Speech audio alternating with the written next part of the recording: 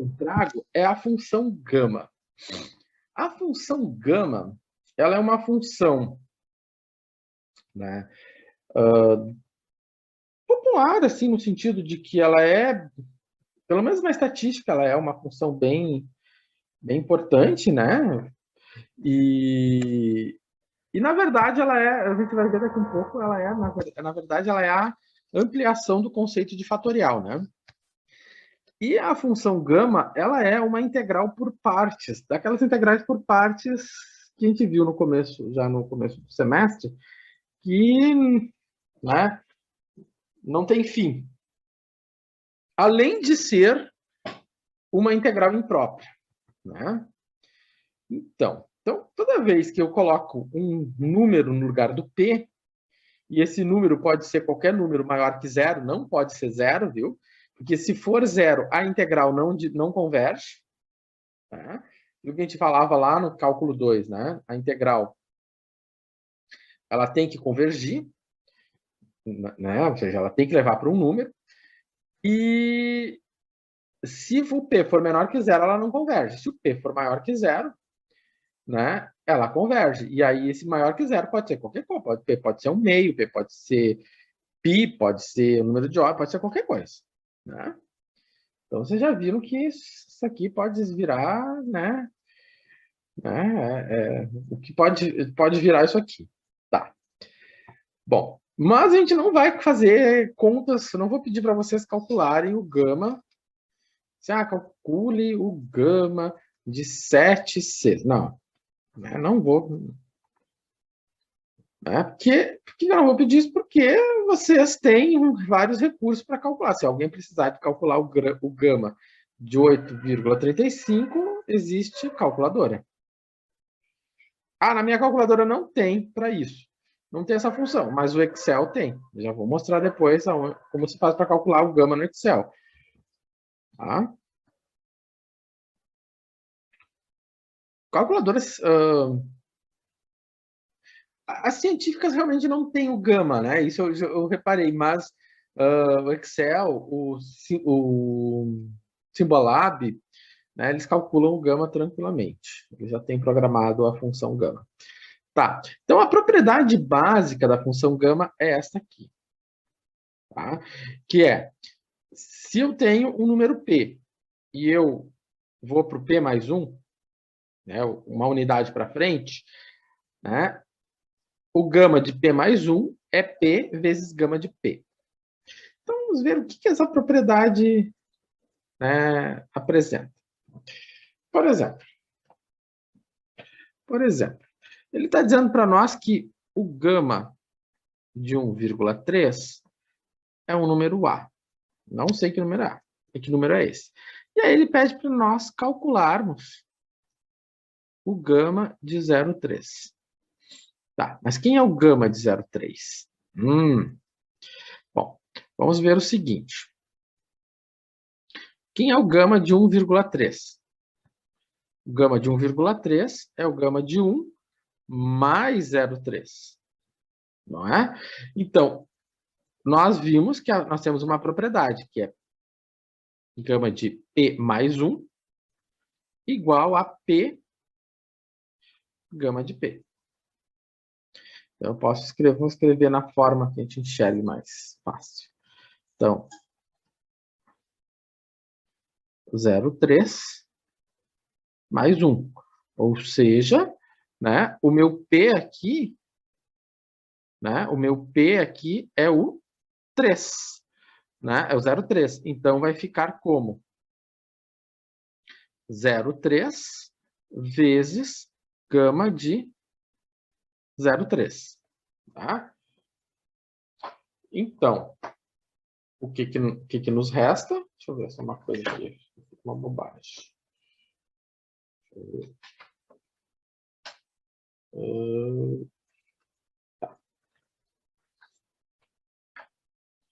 Tá. E aí?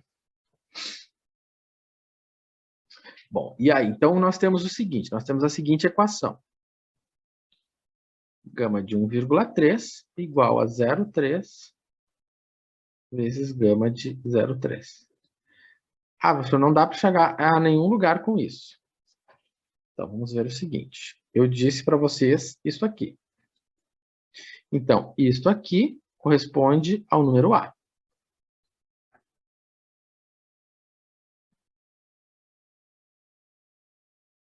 Ou seja, se eu quero isolar o gama de 0,3, eu vou ficar com A dividido por 0,3. Então, o que sobrou disso aqui? Que gama de 0,3 é A dividido por 0,3. Quem é o A? O A é o gama de 1,3. Simples assim, sem nenhum mistério, né? A parte mais difícil, né, é enxergar esta equação aqui. Né? Tá, beleza. Vou apagar isso aqui. Tá. Agora, a letra B. A letra B é mais tranquila, né? Porque eu vou ter gama de 2,3. Gama de 2,3 é o gama de 1,3 mais 1. Ou seja, é 1,3 gama de 1,3. Então, eu cheguei nesse formato aqui, né? Isso que tem que ficar claro. Eu cheguei nesse formato aqui, que é a propriedade básica da função gama, né? Então, eu cheguei nesse formato aqui. E aqui eu cheguei nesse formato aqui. E aí, então, eu sei que eu tenho 1,3 vezes o gama de A. Né? Então, aí aqui eu tenho 1,3 vezes A. Bom, trabalhar com a função gama, né, a propriedade principal dela é esta, né? É o gama de P mais 1 igual a P, gama P. Tá? E aqui, então, esse exercício, ele traz essa ilustração. Bom, depois, vou fazer um intervalo, mas deixo vocês pensando um pouco nisso, né?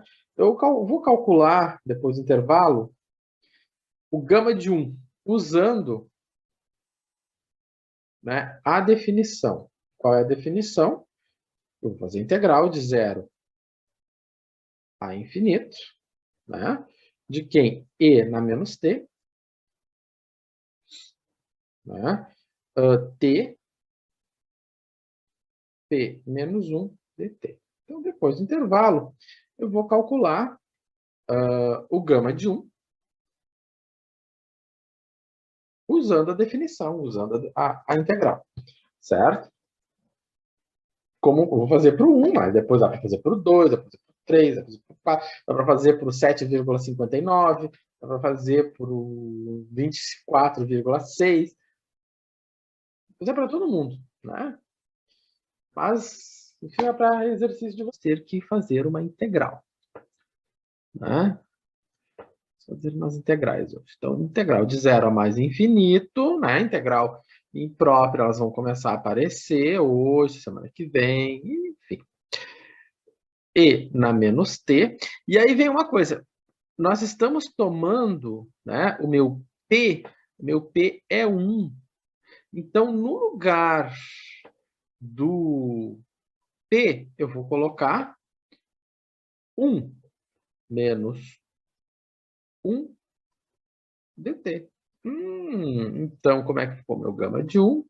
Ficou a integral de 0 a mais infinito, de e na menos t, t na 0 dt. E aí alguém já deve estar dizendo assim, ah, mais fácil ele faz. Óbvio. Porque se eu botasse gama de 2, eu teria uma integral por partes aqui. Se eu botasse gama de 3, a integral por partes pior ainda. Se eu botasse gama de 6, a integral por partes era pior da pior da pior ainda. Então, eu comecei, né, dessa maneira. Então tá, então quando eu vou fazer essa... Como é que a gente resolve uma integral imprópria? Vamos recordar lá do nosso cálculo 2, né? Eu tenho limite, no lugar do infinito, eu vou colocar, eu usava lá a letra B, B que vai para o mais infinito. De quem? Da integral, né? De 0 até B, de e na menos t, dt. Bom, quanto é a integral de e na menos t? Bom, a integral de e na menos t vai ficar limite de b indo para mais infinito, e na menos e na menos t, né? Então, quando eu resolvo aquela integral, eu vou ter um sinalzinho de menos aqui fora, e na menos t, de 0 até b. Ou seja, eu vou ter limite de b indo para mais infinito, de menos e na menos b, mais, né? Porque eu tenho esse sinalzinho de menos aqui, menos. Menos vai ficar mais e na zero. Bom, e na zero é 1. Então, eu vou ficar apenas com limite de b indo para mais infinito, de quem? Menos e na menos b. Mais e na zero, que é 1, né? O e na zero sai para fora do limite, porque e na zero é 1. 1 é uma coisa constante. O que está variando é a minha constante b, né? É a minha variável b. Né? Então, como o b é que está variando, o 1 sai para fora. Então, o que, que acontece, né? Professor, mas tem aquele menos ali. Então, menos pode sair para fora do limite. E aí eu vou ficar apenas com isso aqui. Então, o meu limite de um exponencial. Então, se eu tenho um exponencial negativo, a gente chama, né? Um exponencial de expoente negativo, ele é decrescente, ou seja, quando ele vai, conforme o b vai crescendo, né, o exponencial vai indo para zero. Então, se você faz e na menos 1, é uma coisa. Se você faz e na menos 10, é outra coisa. Se você faz e na menos 100, é outra coisa, né? Então, conforme você vai aumentando, ou melhor, vai diminuindo, vai aumentando o b, você vai diminuindo o valor da potenciação, né? Então, conforme você vai aumentando o expoente, a potência vai indo para zero. Então, o resultado disso aqui é 1. Portanto, calculamos, usando a integral, que o gama de 1 é 1. E eu não vou pedir para vocês fazerem depois gama de 2, gama de 3, assim por diante, usando a integral, porque isso vocês vão... É um trabalho meio que desnecessário, vocês têm calculadora que faz isso, tá? O que, que nós temos aqui no próximo slide? Que alguém vai dizer assim, mas ele está se contradizendo. Não. A gente vai estar usando a propriedade básica. Qual é a propriedade básica? A propriedade básica era que P é P de gama P. Né? Essa é a nossa propriedade básica. Usando a propriedade básica, vamos ir adiante.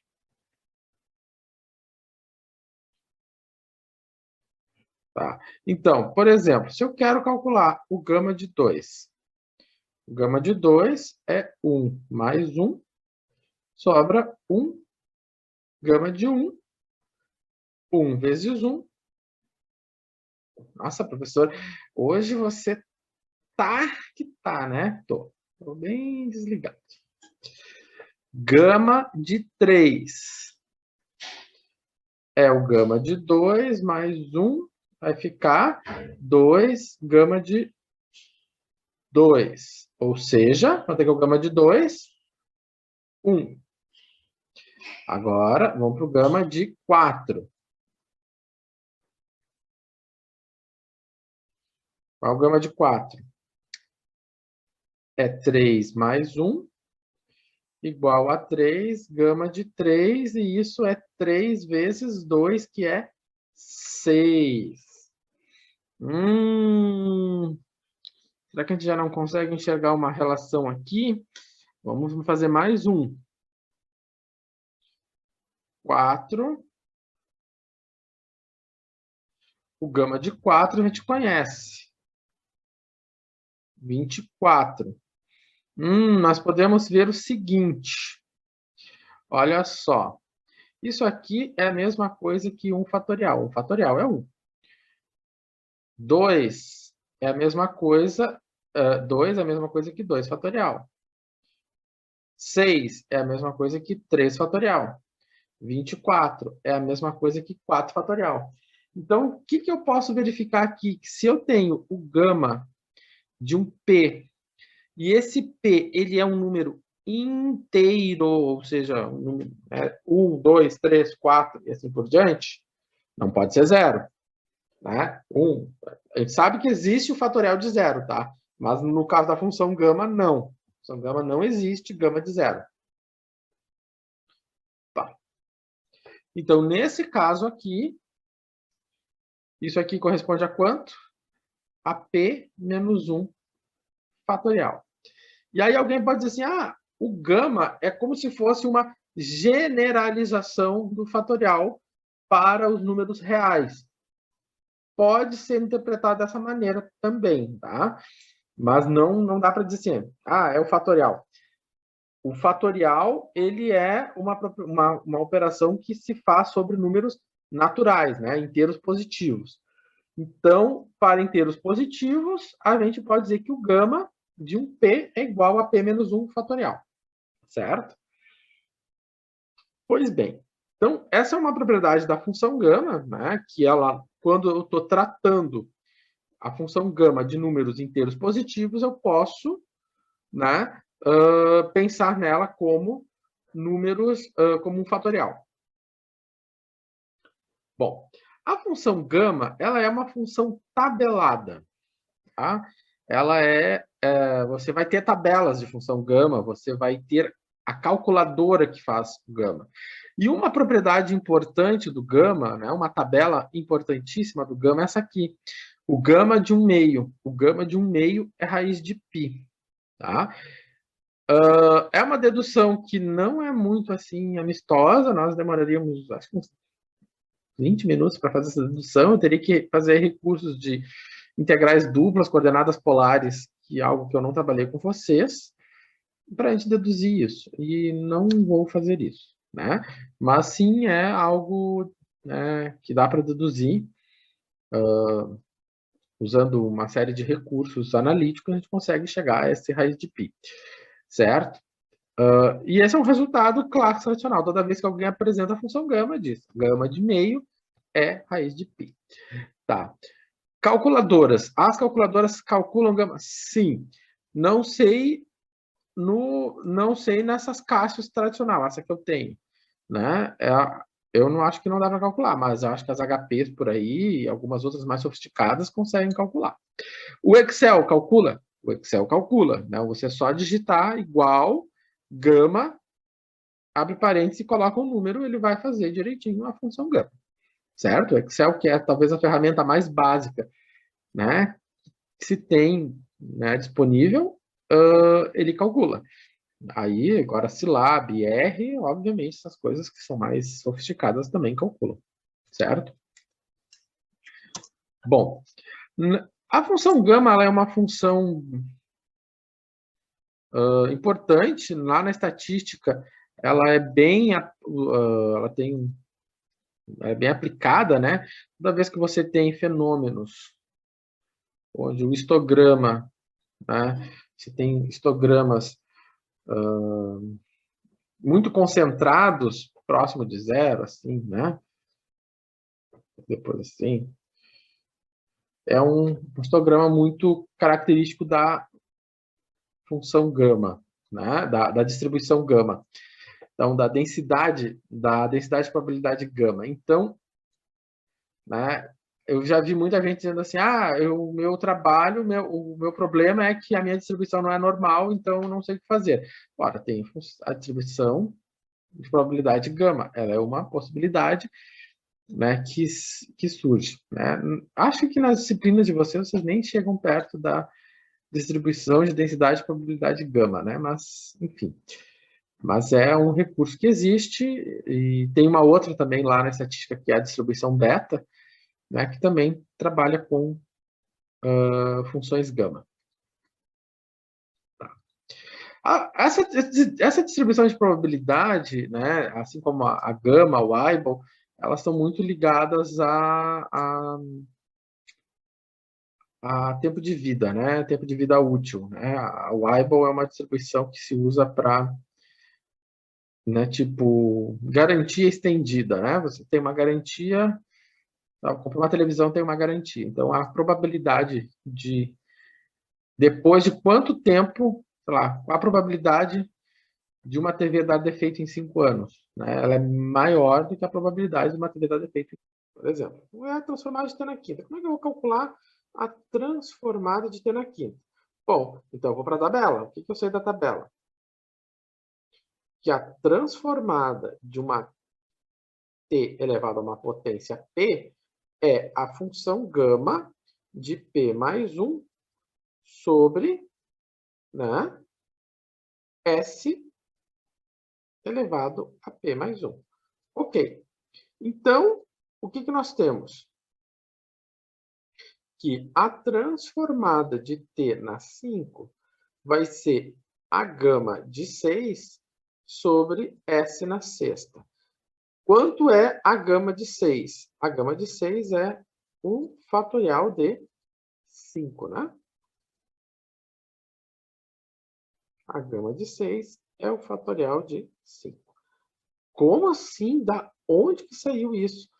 Vamos para recordar da aula passada. O que a gente sabe da função gama?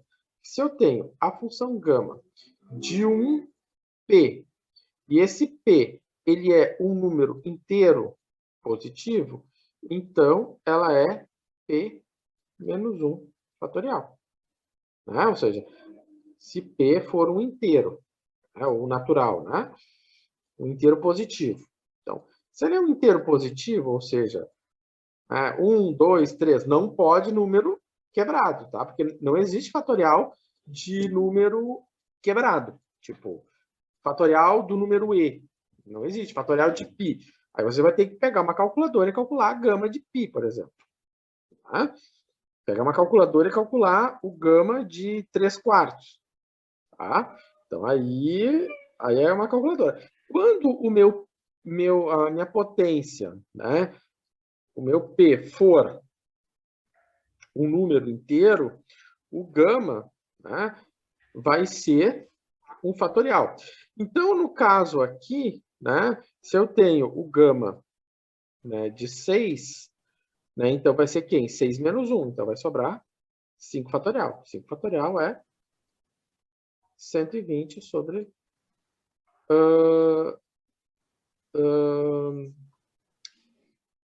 S na sexta, certo?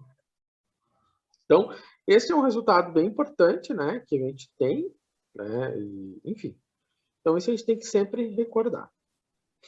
Se alguém quiser, né, se alguém quiser colocar na tabela, isso também você pode colocar da seguinte maneira, né, que isso aqui vai ser o P fatorial sobre S na P mais 1, também está valendo, tá? Mas sempre tem que lembrar que o P ele tem que ser quem? Tem que ser um número inteiro.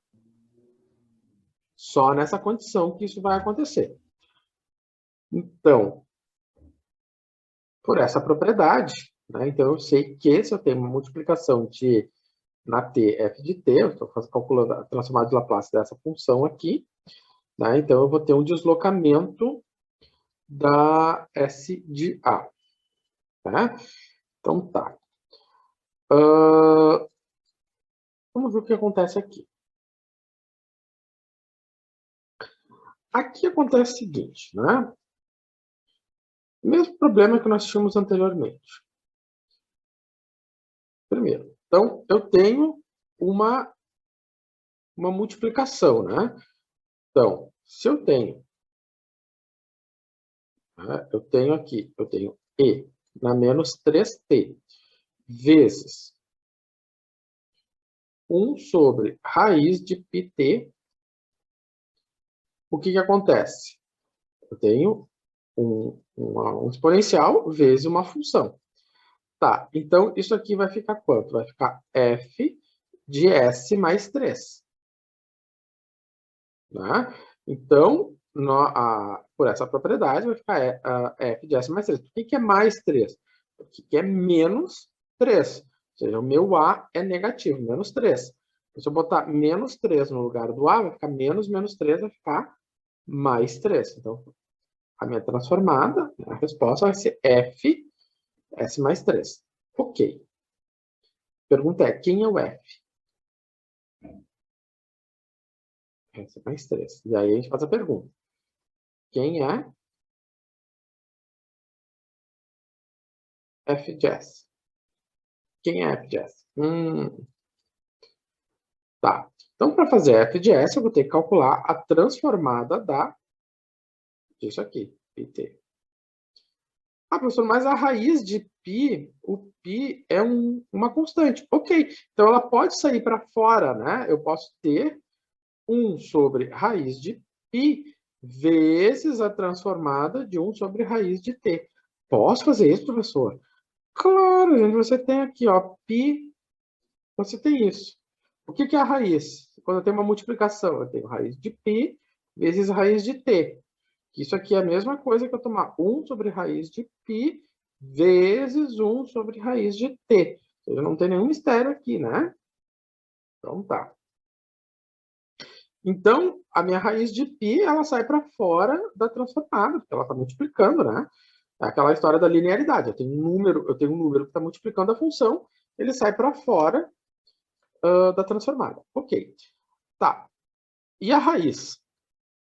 O que eu faço com a raiz? Como é que é a transformada da raiz? Vamos ver o seguinte.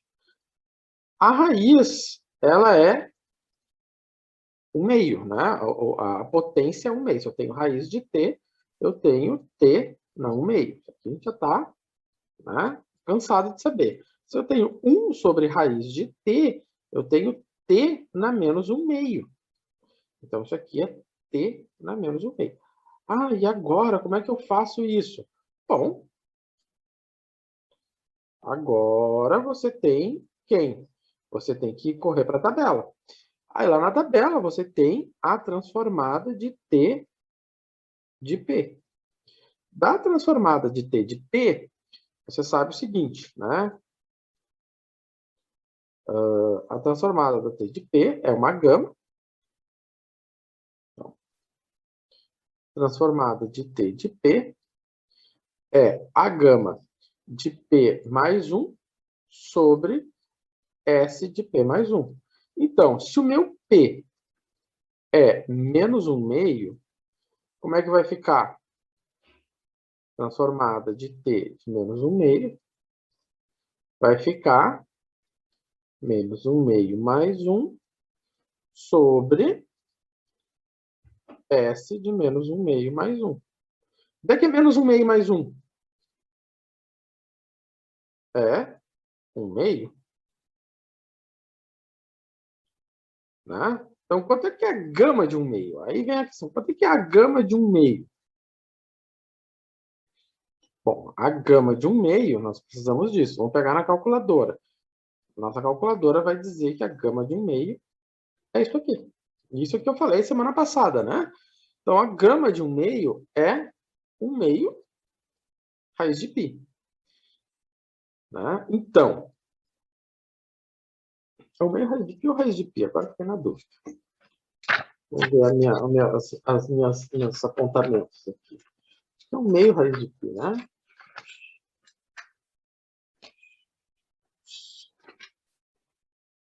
É função gama. Ah, pois é. É raiz de π. Sempre tem que desconfiar.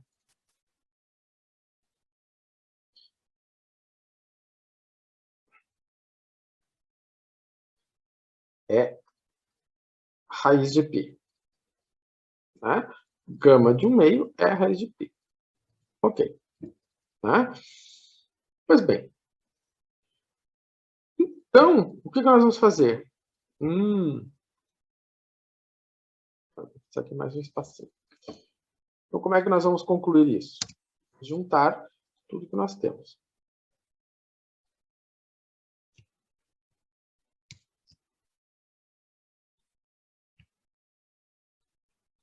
Então, se eu juntar tudo que nós temos então que se eu tenho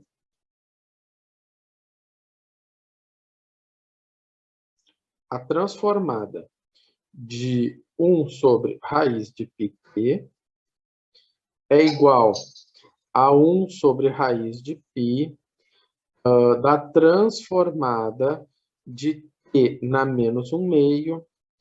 Isso aqui vai ficar 1 sobre raiz de π da transformada de 1 meio sobre S na 1 meio. E a gente sabe, então, que 1 sobre raiz de π, e essa transformada vai ser quanto? Raiz de π sobre S na 1 meio. Ou seja, isso aqui é a mesma coisa que 1 sobre raiz de S. E isso aqui é quem? É a minha f de S. Certo? Então, essa aqui é a minha f de S. Mas o que nós queremos calcular? Nós estamos calculando a transformada de E na menos 3t sobre raiz de πt. Ou seja, isto aqui, né? Vezes t. Isto aqui corresponde ao quê? Como eu tenho uma multiplicação por E, né? Então, isso aqui é f de S mais 3. Bom, quem é meu f? O f é 1 sobre raiz de S. Então, isso aqui é 1 sobre S mais 3. Tá? E aí, então, nós temos o finalmente do problema.